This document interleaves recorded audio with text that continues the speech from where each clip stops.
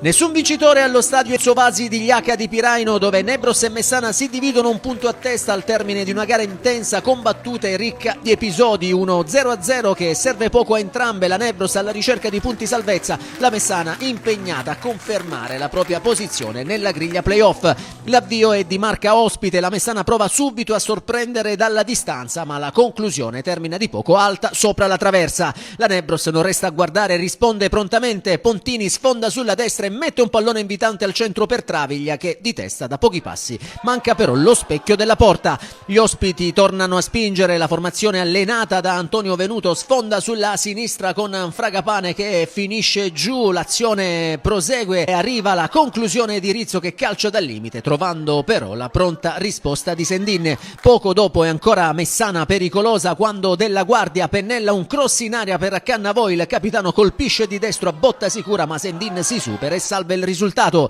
La partita resta vibrante, la Nebros si riaffaccia in avanti con Noto che prova la conclusione da fuori, ma Ferrara controlla senza problemi.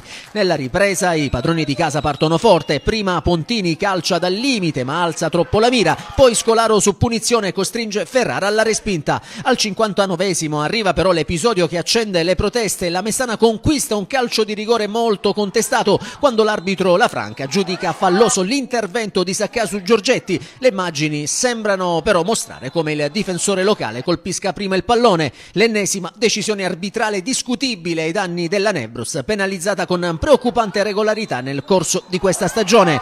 Dal dischetto si presenta Cannavò ma Sendin è ancora decisivo, grande parata e boato del pubblico in tribuna. Poco dopo lo stesso Cannavò troverebbe la rete ma l'azione viene fermata per posizione di fuorigioco. Il capitano ospite ci riprova anche di testa su cross di Bonasera, Sendin però blocca in tuffo confermandosi protagonista assoluto. Sul ribaltamento di fronte la Nebros spreca una ghiotta occasione con Parisi che di testa manda al lato da posizione favorevole. I locali insistono ancora con il neoentrato Ferré, il cui destro però si perde abbondantemente largo. Nel finale la Messana tenta il tutto per tutto ma il destro di Bonasera non sortisce l'effetto sperato. Il triplice fischio sancisce lo 0-0 finale, la Nebros sale a quota 18 punti restando invischiata nella zona calda della classifica. La Messana invece raggiunge i 39 punti e resta agganciata alla Città di Avola al secondo posto, continuando la corsa verso i playoff.